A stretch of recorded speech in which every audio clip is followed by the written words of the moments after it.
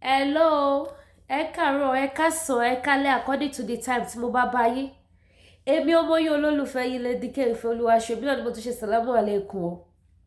Èmi mo ṣe sàlámù àlékún sí gbogbo ẹ̀yin ọmọ kọ́lẹ̀ Yorùbá o. Wọ́n tún ti gbọ́ adébẹ̀ wọ́n ti gbọ́ àtàbàyé o. Eléyìí ni èsì ọ̀rọ̀ tó ní agbára. Ẹ̀yin ìyá yìí bàbá ó lẹ́tìkẹ́. Ẹ wo, abínibí ó yàtọ̀ sí ability. Ọmọ ọkọ yàtọ̀ sọ́mọ àlè. Ọmọ tó ń sọ ó yàtọ̀ sí ọmọ bú o. Bàbá Èkìtì ṣe bẹbẹ. Bàbá Bílẹ̀kìtì mo gbé fún yín àwọn ọmọ ọkọ nìyẹn. Àwọn ojúlówó ọmọ ọkọ ilẹ̀ Yorùbá téèyàn fi ń tọrọ ọmọ ọkọ. Òun ni bàbá Èkìtì. Ṣé wá rí gbogbo ẹ̀yin ọ̀bàyéjẹ́? Gbogbo ẹ̀yin onímàdàrú? Gbogbo ẹ̀yin níbí? Gbogbo ẹ̀yin ẹranko tẹ́ wà nínú ayé? Wọ́n ní ọ̀rọ̀ lọ́mọ elétí ń jẹ. Ẹ gbọ́? Wọ́n ní ọ̀rọ̀ lọ́mọ elétí ń jẹ. Tẹ́ bá lẹ́ẹ̀ni gbọ́, àwa gan ò ní gbà. Tẹ́ bá ṣe ń ju wá báyìí, tẹ́ bá ju ẹyọ kan, ẹ máa gba mẹ́ta. Dọ́bùdọ́bù la máa fi ṣe fún yín. Ṣé wá rí gbogbo ẹ̀yin olólùfẹ́ Májàsọ́lá? Bẹ̀rẹ̀ látòrí bàbá lẹ́kìtì. Gbogbo yín pátápátá mi mà níwá ayé tí o. Nítorí kò sígbà tí mo bá ti rí àwọn tó nífẹ̀ẹ́ Sunday Igboho dénúdénú tí inú mi gan kì í dùn. Nítorí mo mọ rírì Sunday Igboho ní ilẹ̀ Yorùbá. Mo mọ rírì akọni ọmọ. Mo mọ rírì ojúlówó ọmọ kan yàtọ̀ sọ́mọ àlè. Mo mọ rírì Sunday Igboho. Mo mọ oore ńlá tí Ọlọ́run fi Sunday Igboho ṣe sí ilẹ̀ káàárọ̀ ojíire. Ẹ̀yin tẹ́ ẹ mọ̀ lẹ́ ẹ mọ̀. Ṣàwárẹ̀ ẹ̀yin tẹ́ sì jókòó sí ìdí ìbàjẹ́ sí láti máa ṣèbàjẹ́ Sunday Igboho. Ẹ̀yin tẹ́ jókòó láti máa forí àgbà méjì mọ́mí ní kòtò. Ẹ̀yin tẹ́ jókòó ní jókòó ọlọ́tẹ̀. Ẹ̀yin lẹ́ ẹ mọ̀yàn ẹ̀ sì ní mọ̀yàn. Nítorí ẹni tó bá sọ wípé òun ò mọ Sunday Igboho, àbẹ́ni tó bá sọ wípé ti Sunday Igboho báwo ni, pẹ̀lú bí Sunday Igboho ṣe lomi jẹ́ àwọn èèyàn nù, pẹ̀lú bó ṣe dùn àwọn èèyàn nínú, pẹ̀lú bó ṣe rí ikú dànù lórí àwọn ènìyàn, tí áńgẹ́lì tí Ọlọ́run lo Sunday ọmọ Adéyẹmọ bí áńgẹ́lì aláàbò láti ṣe ààbò lórí àwọn kan, kẹ́yìn kan wá sọ wípé ẹ̀ mọ̀wọ́ áńgẹ́lì aláàbò bẹ́ẹ̀ tí Ọlọ́run Olódùmarè tó dìdí gbé iṣẹ́ rán wàláhì ẹ̀ lè mọ̀yàn mọ́ tẹ́ fi jáde láyé.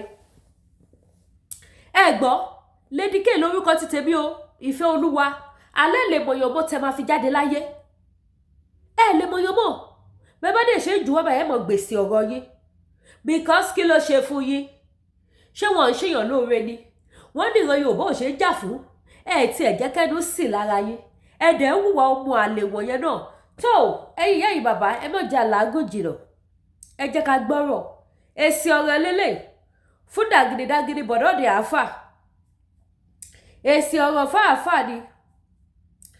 Èsì ọ̀rọ̀ fún àáfà òun la gbé wá. Èmi àti bàbá lẹ́kìtì lájọ máa wà ń kálẹ̀ lájọ máa tukọ̀ ètò eléyìí. Bàbá lẹ́kìtì bá ṣe ń Dubai. Èmi ló máa ṣe kiri ìwọ̀ hàn. Ó mà tí wàá di gbòòrò sí wòrò lórí Facebook o.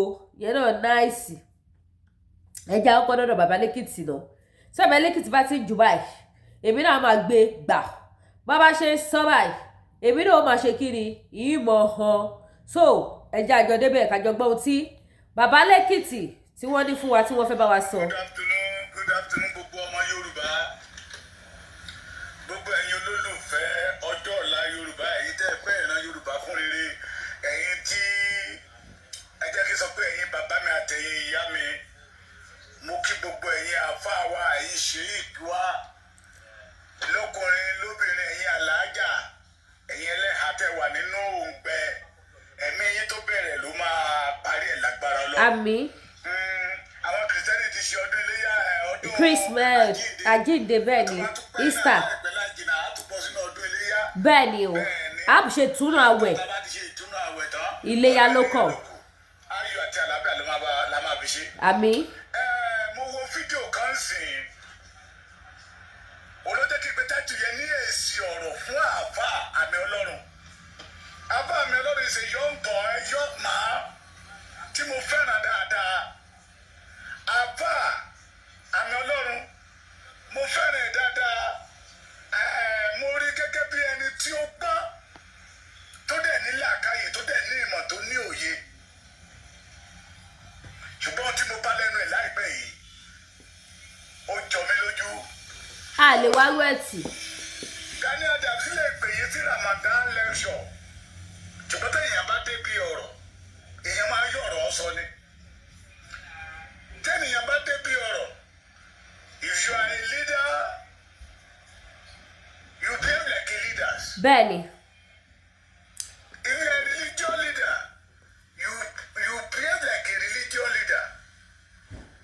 Àwọn ọ̀rọ̀ tí Afa Amiolohun sọ tí àwọn OPC ń pàtẹ́wọ́ ọ̀rọ̀ tí ò ní sẹ́ǹsì ni. Èmi kọ́ mo sọ bẹ́ẹ̀ o ẹnu mi náà dẹ́ gbà láti sọ bẹ́ẹ̀. Lẹ́nu àfà tó ní ìmọ̀ ọ̀rọ̀ tí ò yẹ ká bá lẹ́nu ẹni tó gbé ọ̀rọ̀ Ọlọ́run dání tó ń pè ìpè sí inú ẹ̀sìn Ọlọ́run.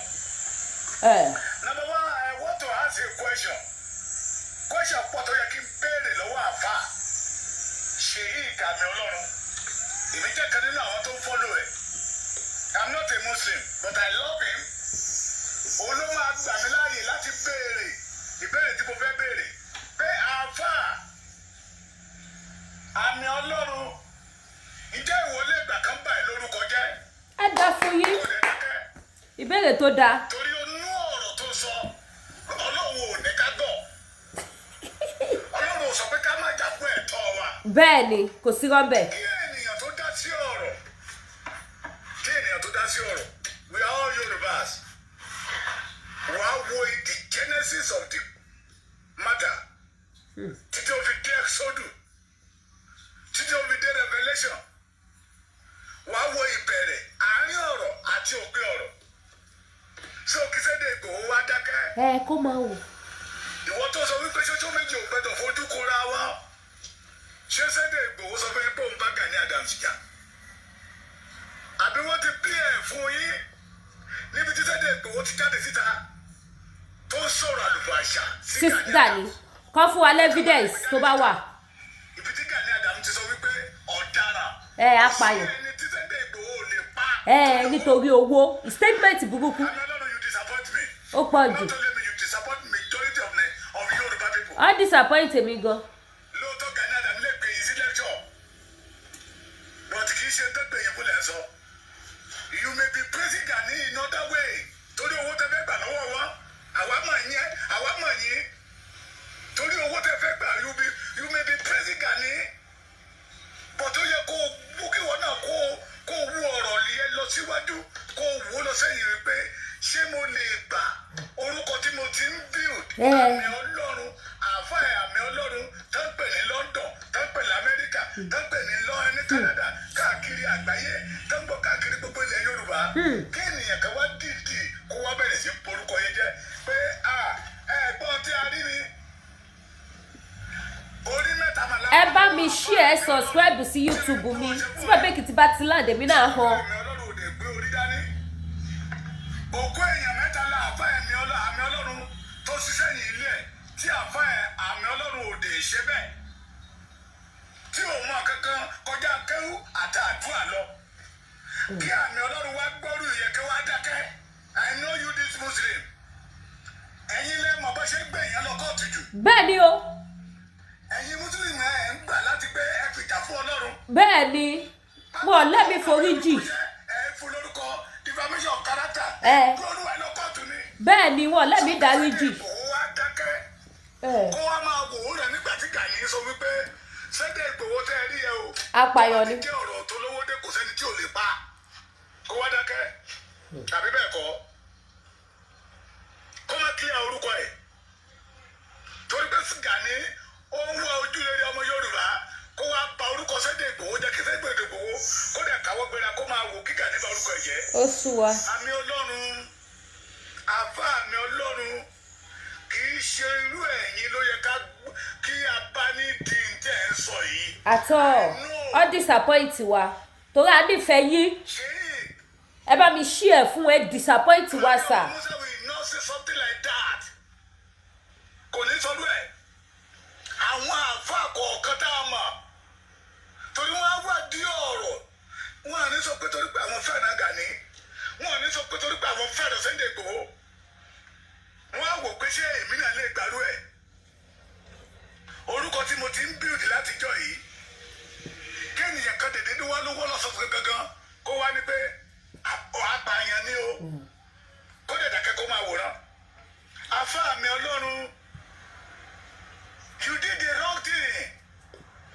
ṣorú ìwọ Afa Amiolohun you are still young boy ó kéré sí àwa yìí ṣùgbọ́n Ọlọ́run ti gbé ẹga kí ṣorú ẹ̀ ló yẹ ká bá níbi tá a bá ẹ̀ yìí.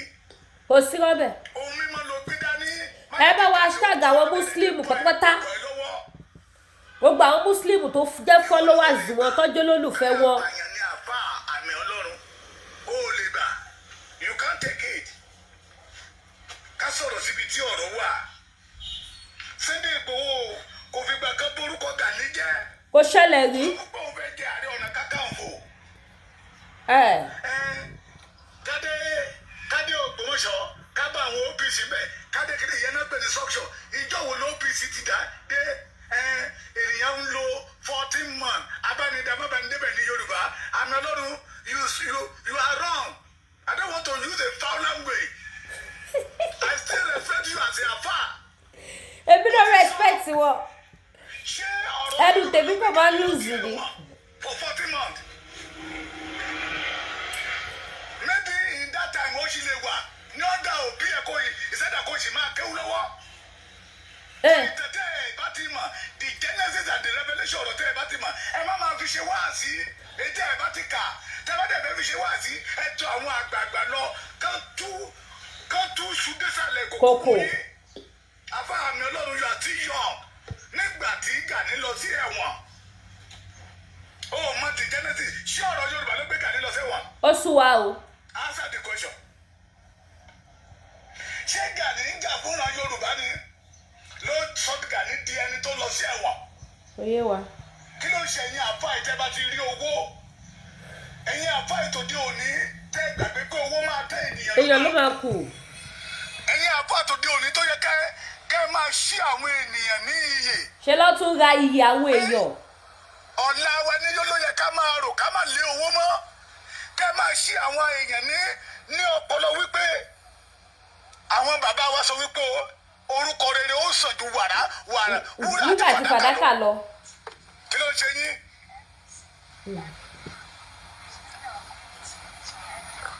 òun pèsè Gani ìyẹn náà ṣọwọ́ báyìí níbi tó jókòó sí wèrè mùmú. wèrè asylum. orúkọ ẹ̀ jẹ́ apààyàn tó ń pèèyàn lápààyàn. Afa Amiolohun can you take it? kí ni o ẹ má dá Afa Amiolohun lóhùn mọ́ o. Kùránì tó ń gbé kẹ́dá nìyẹn irọ́ ló ń pa o orí èèyàn mẹ́ta lórí mọ́lẹ̀ nínú ilé o. tí ó dẹ̀ rí bẹ́ẹ̀ ṣẹ́nu yín á dùn Afa will you be happy?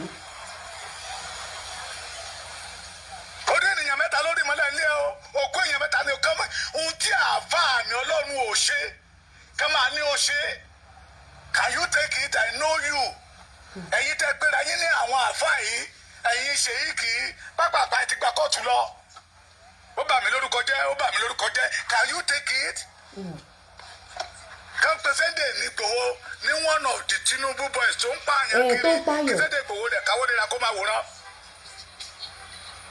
kẹ́ni Sunday Igboho wà lára àwọn tó pa Bọ́lá Ìgè kó káwọ́ lera kó máa wòran. Afa Amiolohun ẹ̀ẹ́dẹ̀ bẹ̀rù Ọlọ́run. abẹ́kìtì mi ní wáyé tì bàbá lẹ́kìtì. Afa Amiolohun ẹ̀ẹ́dẹ̀ bẹ̀rù Ọlọ́run.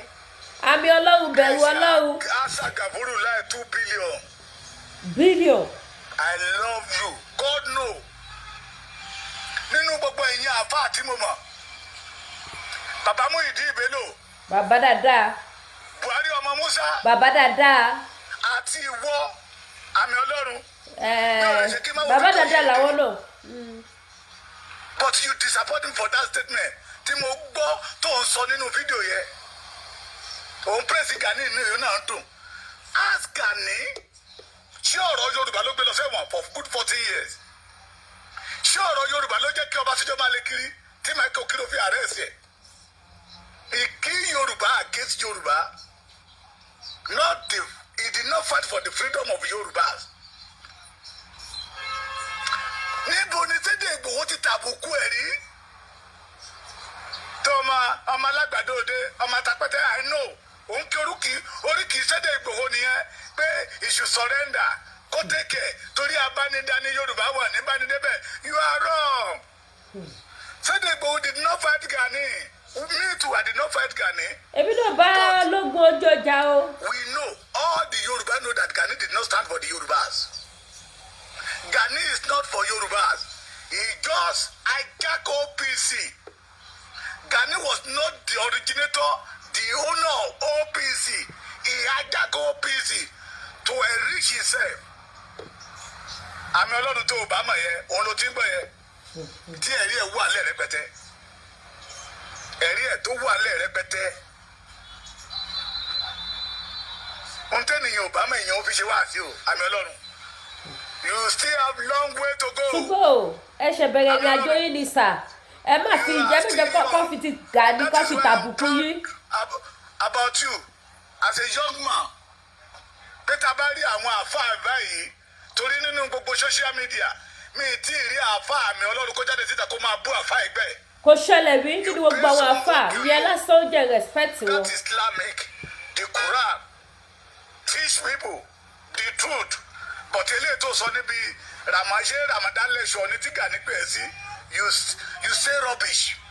What you do not know about it? What you do not know about it, you say it. Gani did not fight for the Yorubas. Gani did not stand for the Yorubas. Mumbo, hello. Ẹ wo ẹ̀yin ọmọ Yorùbá tẹ̀tẹ̀ bá wa ṣí ẹ̀ Afa ẹ yẹ kí bàbá Èkìtì land ẹjọ́ land kébì náà wá hàn ní tọ́ bá ti gbédé. Ẹ má bá mi láàkì ẹ má bá mi lọ́ọ̀fù ẹ̀yin ìyá mi ẹ̀yin bàbá mi. Ẹ̀yin ìyá mi ẹ̀yin bàbá mi èmi gbàgbọ́ pé kò yé àmì Ọlọ́run ni kò mọ Genesis and the revelation of the matter. Bóyá torí pé Gani pè sí Ramadan ṣé àmọ́ pé owó náà máa fi pe àwọn àáfàá tó bá dẹ̀ ń lọ wọ́n á náwó fún ó sọ níbi kan oníkẹ́jẹ́ kó ń pọ̀ tínú síta kan tó náwó fún un. When the Dáúdà àsìkò láyé sọ wípé ohun gbogbo tí Gani Adams sọ nínú ọ́díò yẹ òótọ́ ni so Sunday Igboho should keep quiet kó jẹ́ kó borúkọ ń jẹ́. My question go direct to Amiolohun again. Ṣé ìwọlé ìgbà ká borúkọ jẹ́ torí èmi máa kú pẹ̀lú alẹ́ pápá pàǹsìn? Ṣé ìwọlé ìgbà kan ní àfọ Amiolohun àpàyàn ni o? Bàbá Lẹ́kìtì láwọn máa kú pọ̀ ẹ́ sì sí ó máa jiná tẹ́bá ti lè gbárù ẹ̀. Èèyàn àyẹ́ ló mọ́ orí èèyàn mẹ́fà ló wà nínú ilé ẹ̀ ká bẹ̀rẹ̀ sí sọ ohun tó ò ṣe ká máa sọ. Ká máa támìsì méje ká máa borúkọ ẹ jẹ́ pé àwọn àáfàá yọ́yọ́ ń bọ̀ ẹ̀ nowadays ọwọ́ wọn máa kún fún ẹ̀jẹ̀ àwọn àáfàá yọ́yọ́ ń bọ̀ ẹ̀ nowadays ṣé ẹ rò pé Kùránì nìkan ló ń kà ní ṣé ẹ rò pé àdúrà ni èrò náà pa wọ́n ló má darí kan ní kó o dẹ̀ wá káwọ́ gbẹdẹ kó máa wòran. For your information, Sunday Igboho did not copy, did not see Gani Adams as a rival. We Yoruba will call for Gani Adams for help. Gani Adams reject us, reject the Yorubas. But when the Jonathan called Gani Adams, Gani Adams he embraced Jonathan because of money. And we called Gani Adams again. He said no. Yorùbá ṣe jà fún. Ó ní àwọn ọ̀rọ̀ tí Gani Adams tó sọ pé tí Yorùbá bá Òṣàmẹ́ka ti jẹ́ kó yé wa pé 2 billion ló béèrè 2 billion. Called Gani Adams. Immediately Gani Adams embraced him. Because of what? Because of money. Gani did not ready to serve the Yoruba people. When we call Sunday Igboho say he did not need money. Torí ó mọ̀ pé àwọn ènìyàn náà pa ní Òkè Ògùn ní Ìbàràpá. Ẹ bá mi ṣí ẹjọ́ o, ẹ subscribe sí YouTube mi o, ẹ tọ notification bell, ẹ fún wa super sticker o. Mo dẹ̀ mọ̀ pé bó ṣe máa rí lọ́kọ̀ ọ̀pọ̀lọpọ̀ àwọn ènìyàn nìyẹn.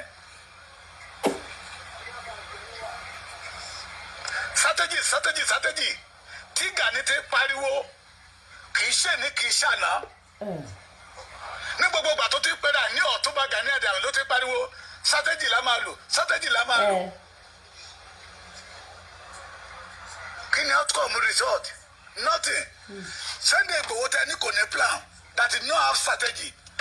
Bí mo ṣe ń bá ẹ sọ̀rọ̀ lẹ́nìí tí Fúlàní bá gbóhùn Sunday Igboho wọn á họ́ ọmọ máa yàgbẹ́ sára ni. 3 days ago, Sunday Igboho uttered a statement like that ní Ìlọ́ra kí àwọn Fúlàní yẹn kan palẹ̀ wọn mọ́ láì jẹ́ bẹ́ẹ̀ wọ́n á wá bọ̀ bá di wọn. I don't want them in my father's land again. Àwọn ọmọ tó wà ń bẹ̀ wọ́n ní ìmídélé tí wọ́n gbé kinní yẹn jáde síta àwọn Fúlàní bẹ̀rẹ̀ sí í ya dànù bẹ̀. bẹ́ẹ̀ ni èmi náà gbọ́ bẹ́ẹ̀ kò sí rọ́bẹ̀ o wọ́n bẹ̀rẹ̀ sí ní pàkẹ́gun wọ́n bẹ̀rẹ̀ sí ní jápa. ìfẹ́ tẹ̀ lára ọmọ Yorùbá. If Sunday Igboho did not come out nígbà tó jáde síta ní 2022 2021 Sunday Igboho bá jáde ńgbà yẹn lọ́hùn millions of Yorùbá Fúlàní àti pa wọ́n tán. tí ó kù káwá kan dúró de ẹni tó dé sátẹ́jì tí ara kan Yorùbá lọ́wọ́ tí ọba kan bá fọ fèrè lé ní púrọ́ ọmọ Yorùbá máa jáde síta. Gani Adam is not for Yorùbá people. And forget it, millions àwọn ènìyàn ló tẹ̀lé Gani. Amiolohun, you are wrong. OPC Gani ló kéré jù in number today.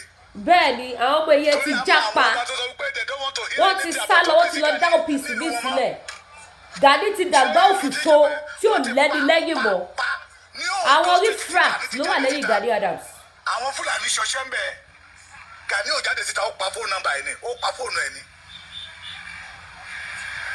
àwọn Fúlàní pa wọ́n ní Kwara ebi lédíkẹ́ ni mo pe Ààrẹ Ọ̀nà Kakanfò ní 2021 ó yí igi náà ni ní 2021 mo pe wọ́n báyìí wọ́n náà wọ́n ní ó yí igi náà mo mẹ́sẹ̀gì kò dáhùn mọ́ nígbà tí ò ti yọ owó bó ṣe ń ṣe nìyẹn kí láǹfààní èèyàn tó wá fi ń búga pòun léèyàn lẹ́yìn àgbá òfìfo ó léèyàn lẹ́yìn kí lẹ ti ṣe ìwọ àtàwọn tó wà lẹ́yìn ẹ̀ kí ni wọ́n gbé ṣe fún ìran Yorùbá oore kí ló ṣe fún gbogbo ọmọ Yorùbá akitiyan wo ni wọ́n sà ipa kí ni wọ́n kó nínú ọ̀rọ̀ ọmọ Yorùbá tí Fúlàní ń pa òfò ọjọ́ kejì ọjà ẹ wá bí wọ́n sí. kì í ṣe ìtàn Yorùbá tẹ́ bá dẹ̀ fẹ́ fi ìtàn Yorùbá ṣe lẹ́kṣọ̀ ṣe wáàsí ẹ̀tọ́ àwọn àgbààgbà lọ talẹ́ni tó ṣe Yorùbá lóore talẹ́ni tó dúró nípa Yorùbá. Hello. kọ́ lọ béèrè ìtàn Gani ò ṣe kankan fún ìran Yorùbá kò dùn ìran Yorùbá nínú kò sí orin kan tó ṣe fún ìran Yorùbá tẹ bá fẹ́ ṣe lẹ́kṣọ̀ ẹ wo orú lẹ́kṣọ̀ tẹ máa ṣe. talẹ́ni tó dúró nípa Yorùbá ìyàwó lẹ́nu failure ni Gani jẹ́ nílẹ̀ Yorùbá. Gani can call you pé ká wá ṣe lẹ́kṣọ̀ Ramadan fóun ẹjọ́ ẹ bá lórí ẹ̀sìn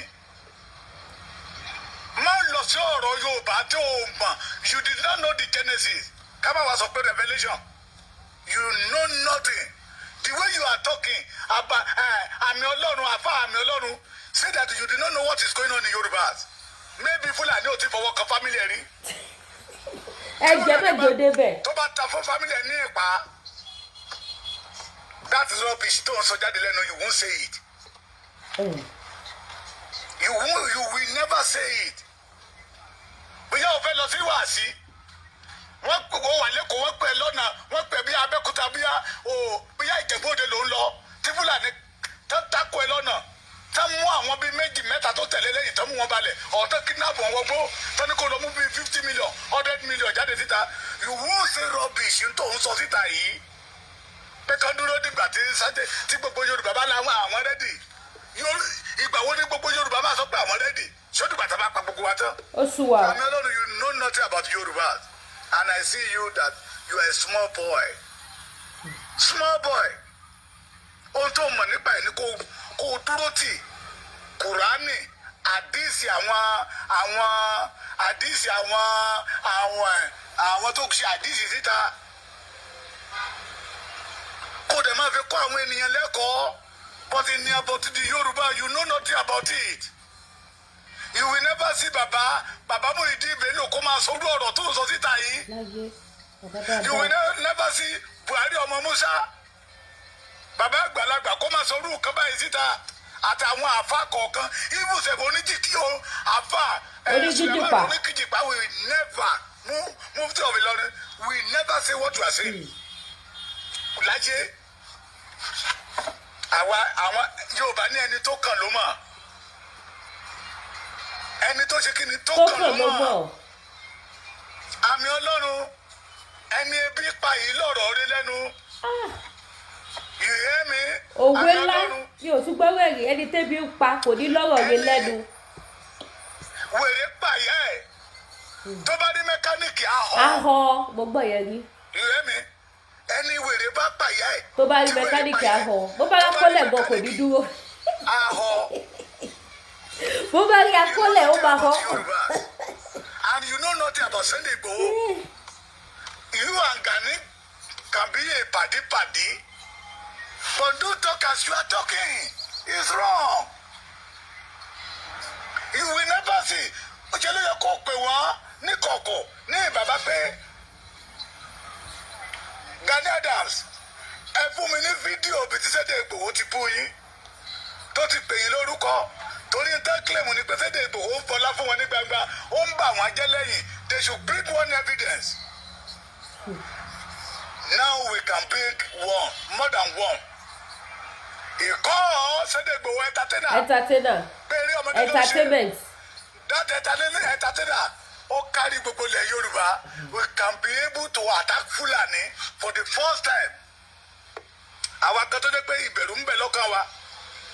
Àwa kan tó jẹ́ pé ìpayà ń bẹ lọ́kàn wa. Sunday Igboho là wá lójú pé we can do it. Àwọn Fulani yẹ kì í ṣe tó pera wọn lọ́jẹ́. Lẹ́kìtì mi bẹ̀rẹ̀ tá a bá gbọ́ Fúlàní lẹ́nìí. Mo sọ fún yín bí tí mo ti lọ ṣe fìlà tí mo kọ Mádàsọ́lá gbọ́ àsórí ẹ̀ tí ẹni tí mo fún mi sọ pé Ìgbòho ṣá kò ju 5 seconds àwọn Fúlàní tó wà bẹ́ẹ̀ wọ́n disappear. Kí lẹ gbọ́ yìí? Entertainer nìyẹn o. Ṣé ẹ gbọ́? Àlọ́ orúkọ tó jábọ́ láyà ní májà. Don't kill my people again. Leave my father's land. Kì í ṣe ẹni tó dágbádá funfun káàkiri. Máa ń pa kúkúrú. Ọkọ Olúwẹ̀rí. St. Francis ní Ọ̀wọ̀ ni.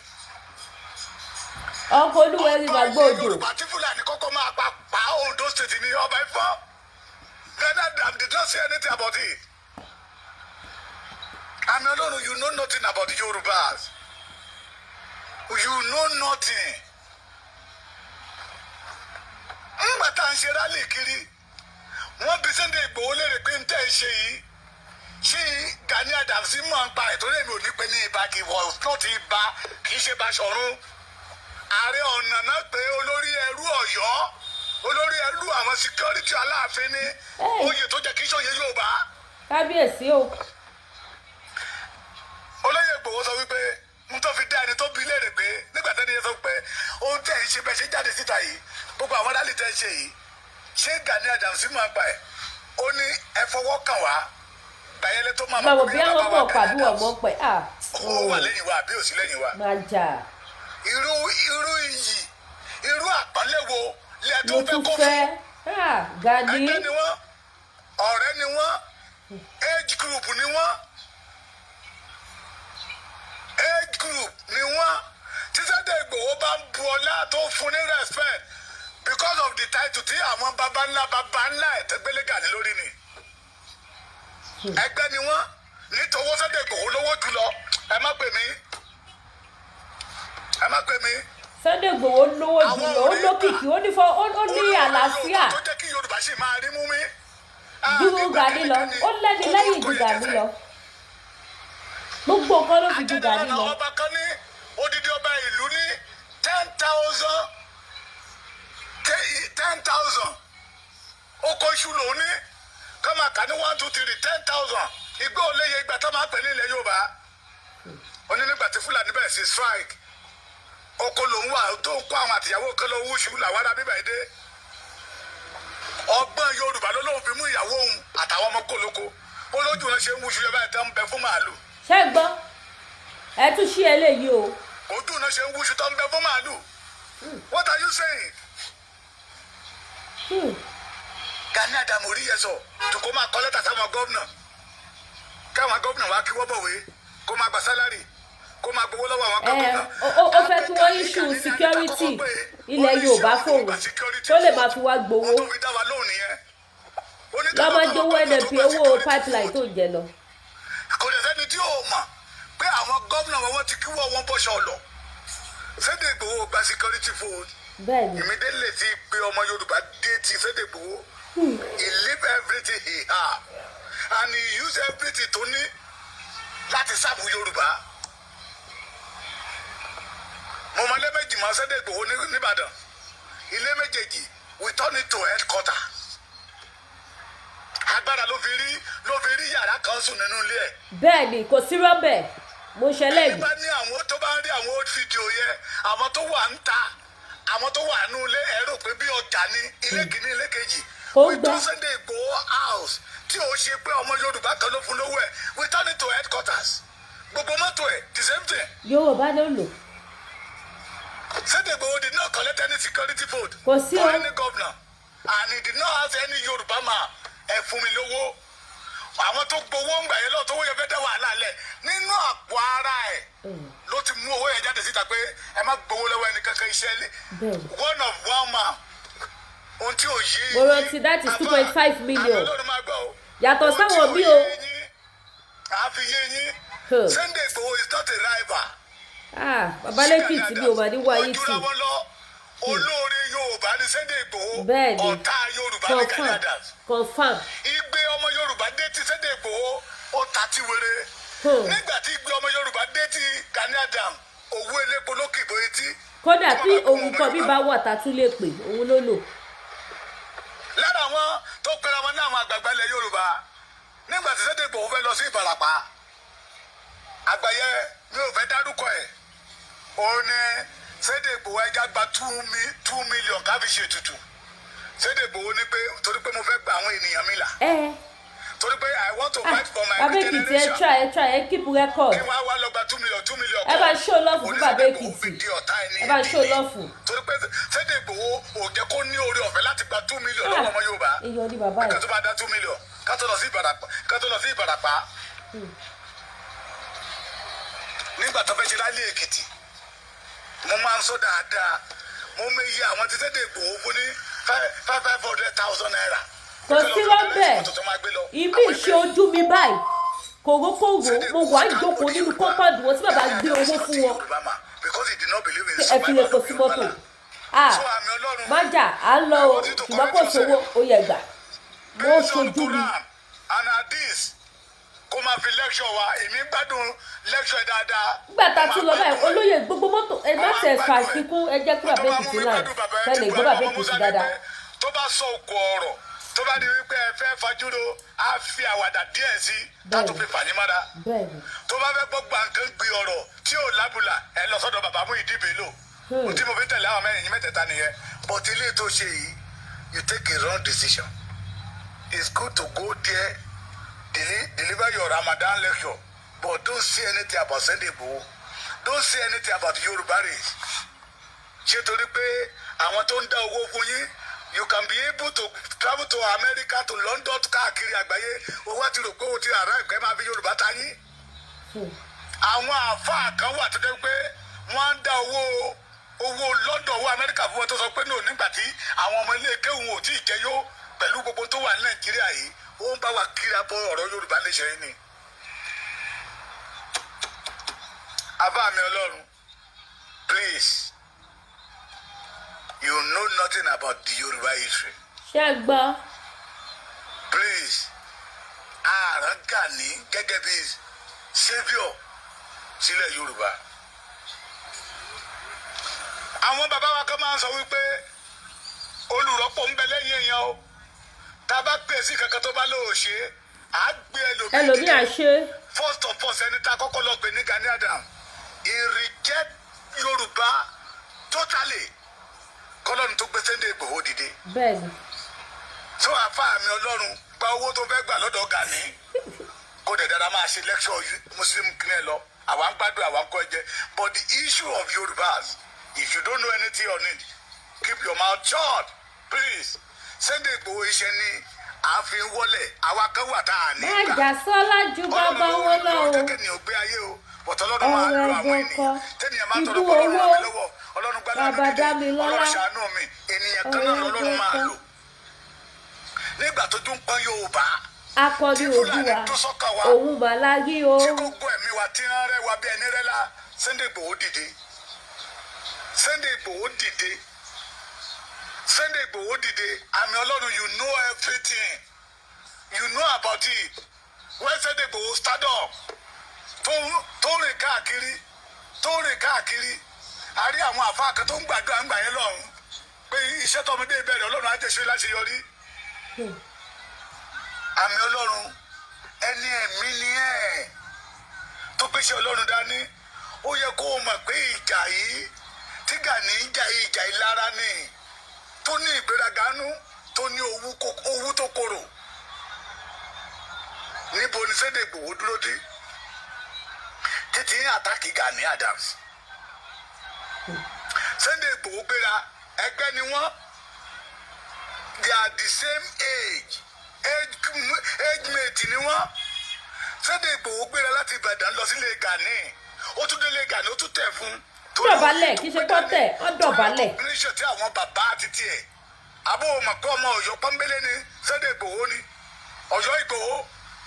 Àwọn bàbá yẹn nígbà tá a lọ bẹ̀ wọ́n pàtẹ́ fún wa, ó tún tẹ̀ fún Gani, ẹgbẹ́ ni wọ́n. Abẹ́ ẹ̀rẹ́ ẹni tó ju bàbá ọba lọ, bàbá tó bí ọba tó jù lọ, tó déwájú ọba tó ń dọ̀bálẹ̀ fọba. Ṣùgbọ́n tí bàbá ọba yẹn bá rí ẹni yẹn á nà fẹ́lẹ́fẹ́lẹ́ ni pé àwọn bàbá àti tiwa lélẹ́yìí, ṣùgbọ́n bàbá àti tiwọn yẹn ń dọ̀bálẹ̀ fọba. Sunday Igboho respect him because of àwọn bàbá àti tòun ló fi jẹ́ Ààrẹ Ọ̀nà Kakanfò for Ọ̀yọ́ land. What are you saying? Àbá ọ̀rọ̀ yẹn dùn mí gan o, mo dẹ̀ mọ̀ kó máa dùn ọmọ Yorùbá gan, torí ẹni tá a bá ti fẹ́ràn á fẹ́ kó máa kọsẹ̀, á dẹ̀ fẹ́ kó máa ṣiṣọ́. Àwa ò dẹ̀ fẹ́ kẹ́ ẹ wọnú ẹ lọ. We don't want you to back anybody. Ẹ fi àwọn táwa lẹ́nu ẹ lẹ̀ tó ti tọ́ bá fara hàn tán gbogbo wa máa mọ̀. But Àmì Ọlọ́run, what I know that you will never allow anybody to damage your image. Orúkọ tẹ ti ń jìyà bí òdìbò tẹ́ ẹ̀ bẹ́ẹ̀ náà kẹ́ forúkọ gidi lẹ̀ fáwọn ọmọ ẹ lè gbà kéèyàn kan bàjẹ́. Àfi ẹni tó bá máa parọ́ ẹ̀yin àfáà ìsìn yìí lẹ́nu orí social media jẹ́. Kò sí ọ̀rọ̀ Ọlọ́run mọ́, èébú ni ràì. Àti kóòtù. Ẹ̀yin tó yẹ kẹ́ jẹ́ àwòkọ́ṣe rere, èébú lẹ̀ ń búra yín ràì. Àwọn blọ́gà wa bẹ̀ sí ń pé yín, àwọn máa larí yín mọ́ra wọn.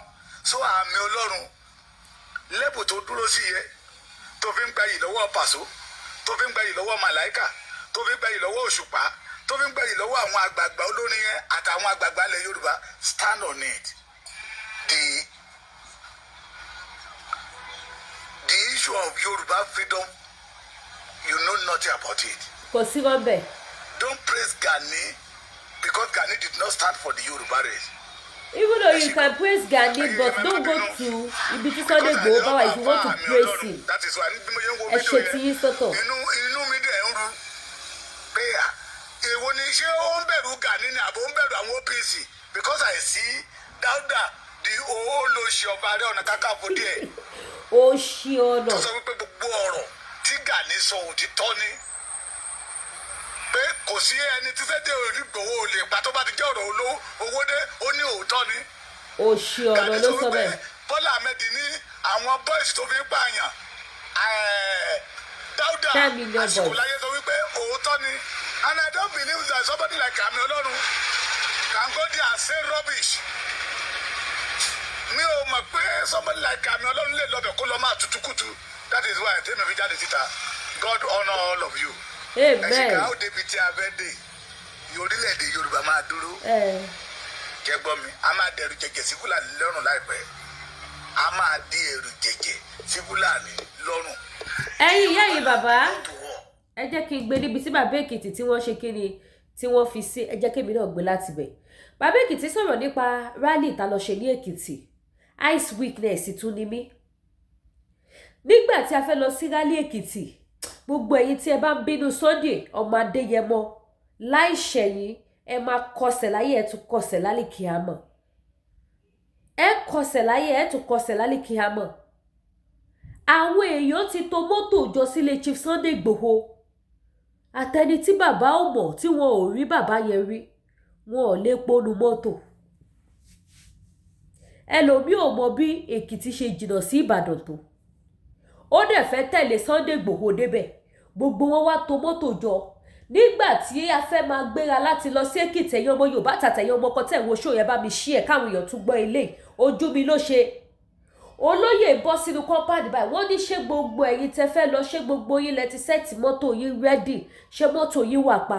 Ibẹ̀ làwọn èèyàn ti bẹ̀rẹ̀ sí ní ya wọlé lọ́wọ́ ń kí Májàsọ́lá pé bàbá inú mi dùn pé mo rí yín, ẹjọ́ jẹ́ sáré bá yín ya fọ́tò. Ojú mi kòró ló ṣe o, ẹ̀yin ọmọ Yorùbá o, mi ò ṣe àyọnusọ, mi ò cover irọ́ o, ojú mi ló ṣe o, because I was there.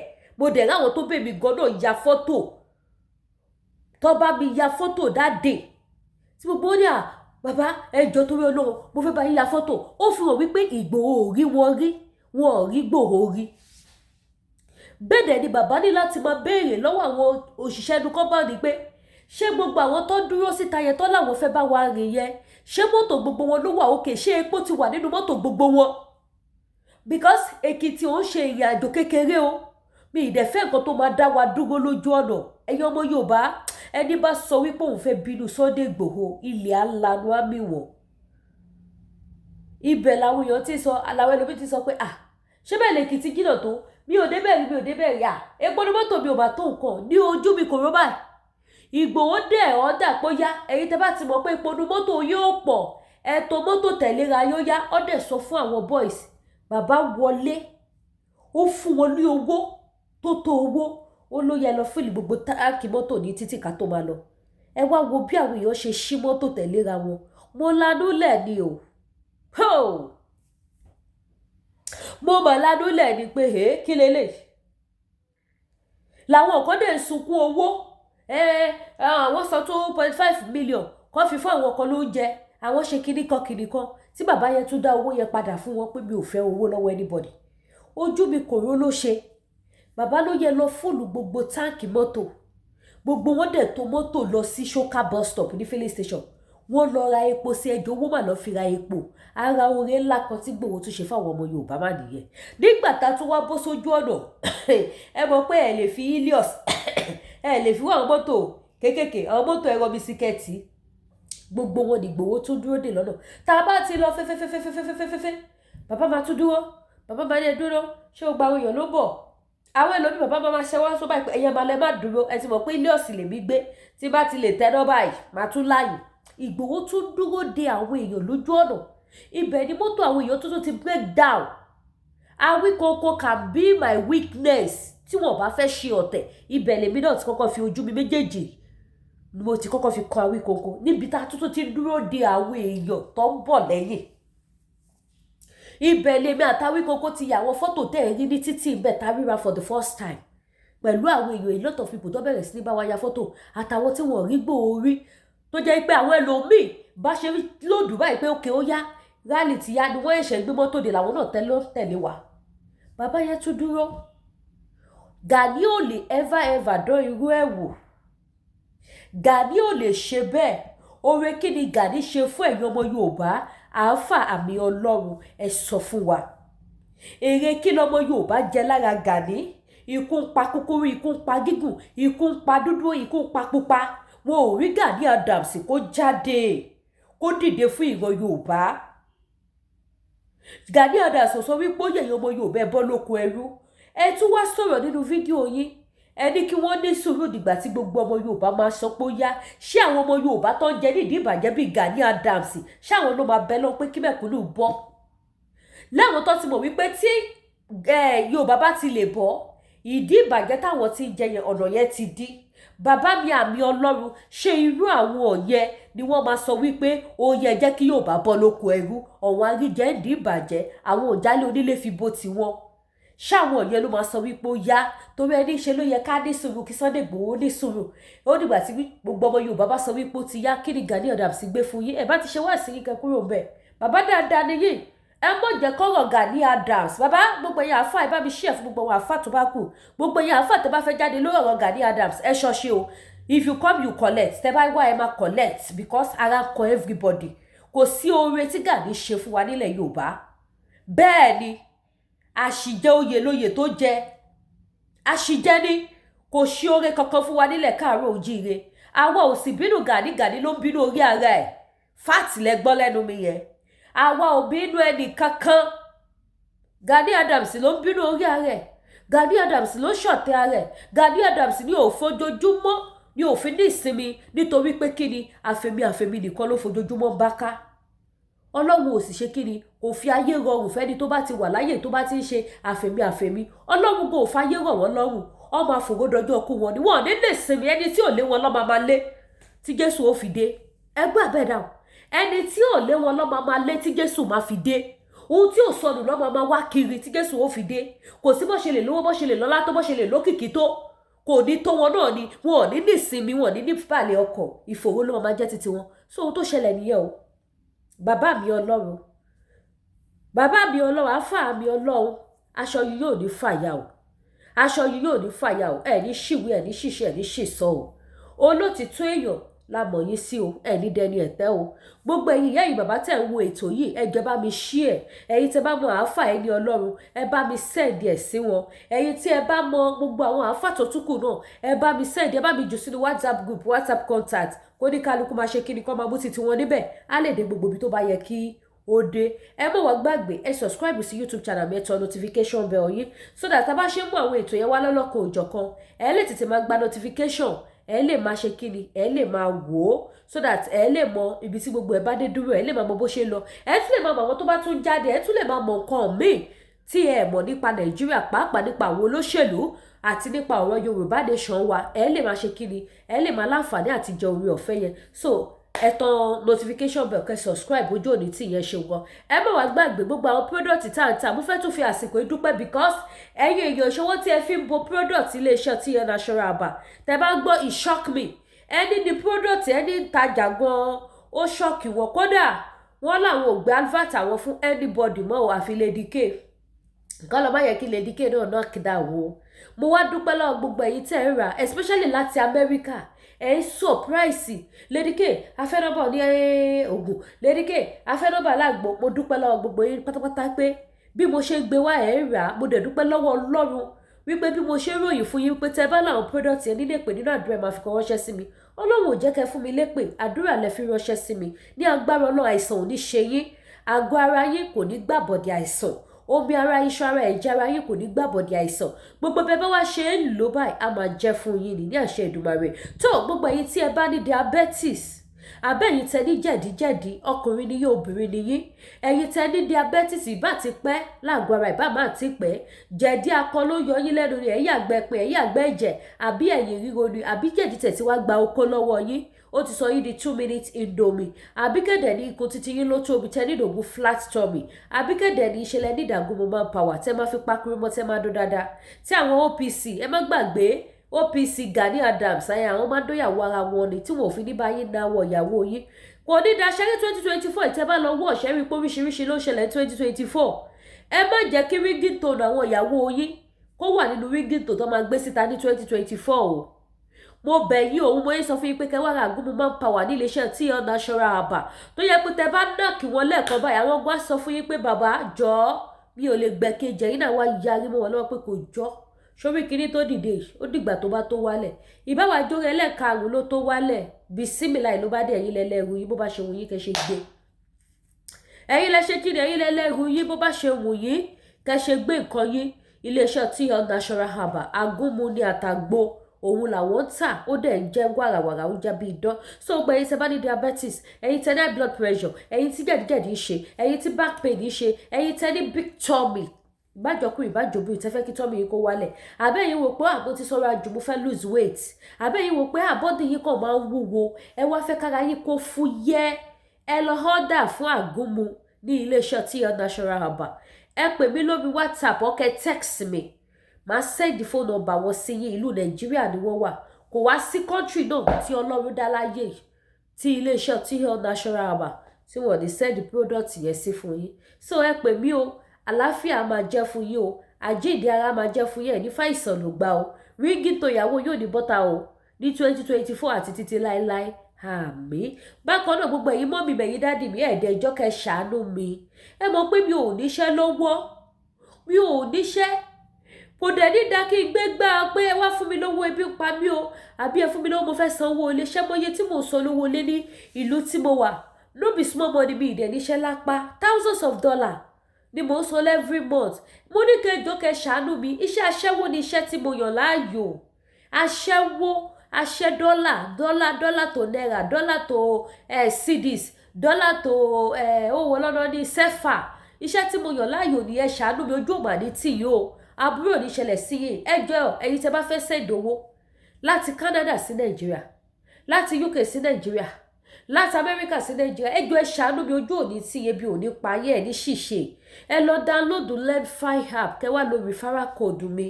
Gbogbo ẹ̀yin tẹ́ wà ní Germany tẹ́ fẹ́ lò ó, mo dúpẹ́ lọ́wọ́ yín because irọ́ ò da. Àti country káàkiri làwọn èèyàn ti máa ń pè mí pé Alédìké àwọn fẹ́ bá yín lo kóòdù yín, àwọn fẹ́ lo kóòdù yín, but kò ṣiṣẹ́ láwọn country yẹn. Wọ́n sì ṣe process ẹ̀ lọ, tó bá yá ọmọ dé àwọn ìlú yẹn. But lọ́wọ́lọ́wọ́ báyìí àwọn ìlú tó ti jẹ́ hot cake, exchange rate wọ́n dẹ̀ wà pa gan. Gbogbo ẹ̀yin tẹ́ bá fẹ́ send owó sí Nàìjíríà, nísìnyí wọn gbà kí dọ́là wọlé sí Nàìjíríà mọ́. Kò sí bó ṣe lè send dọ́là sí Nàìjíríà, kò ní lọ.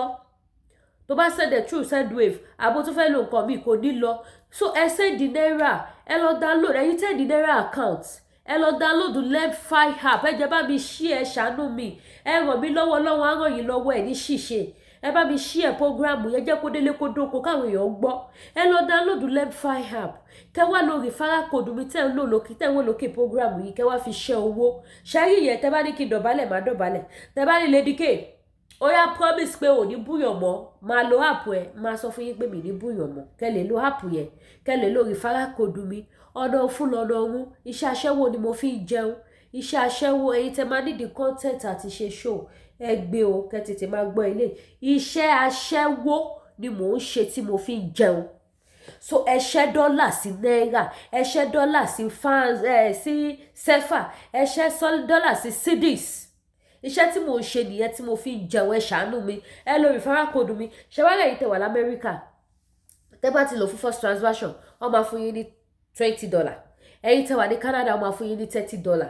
Ẹ̀yin tẹ́ wà ní UK, wọ́n máa fún yín ní £10 fún first transaction yẹn as bonus. So ẹ dẹ̀ máa rí bí exchange rate yẹn bó bá ṣe ṣe kíni, bó bá ṣe rí lójoojúmọ́, gbogbo ẹ̀lẹ́ máa fojú ara yín rí láìsí àní níbẹ̀. So bó ṣe jẹ́ nìyẹn, ẹ má bínú pé program yìí kù, ẹ má bínú. Bàbá mi lẹ́kìtì, mo dúpẹ́ lọ́wọ́ yín, kú òní payá àìsàn ní ṣe yín. Gbogbo bẹ́ ṣe dúró láàárọ̀, lọ́sàn-án, lálẹ́, lọ́gànjọ́ òru, tẹ́ dúró ti májàsọ́lá ọ̀run, á dúró ti gbogbo ìdílé yín. Gbogbo ohun tí Ọlọ́run ṣe fún yín bàbá lẹ́kìtì, àbúrò ò ní kàn. Ẹ ṣeun gan, mo dúpẹ́. Gbogbo ìyá yín bàbá mi, ẹ ní wọ́n gbé sọnù bí kò ṣe bí ọmọ o. Ẹ ní ṣubú fọ́tàyọ̀, àbúrò ò ní kángun sílé yín, kò ní kángun sílé mi Olúwakẹ́mi Àyọ̀ká náà. Ẹ ṣeun gan, mo dúpẹ́ o fún gbogbo ìfẹ́ tí ẹ ní sí mi, tí ẹ fi bá mi pín ètò mi lọ́lọ́kan òjọ̀kan. Ẹ ṣeun, ojú òní tì yín o. Ẹ̀yin tẹ́ bá wá ní one or two things tẹ́ fẹ́ discuss pẹ̀lú mi, WhatsApp number mi òun nìyẹn.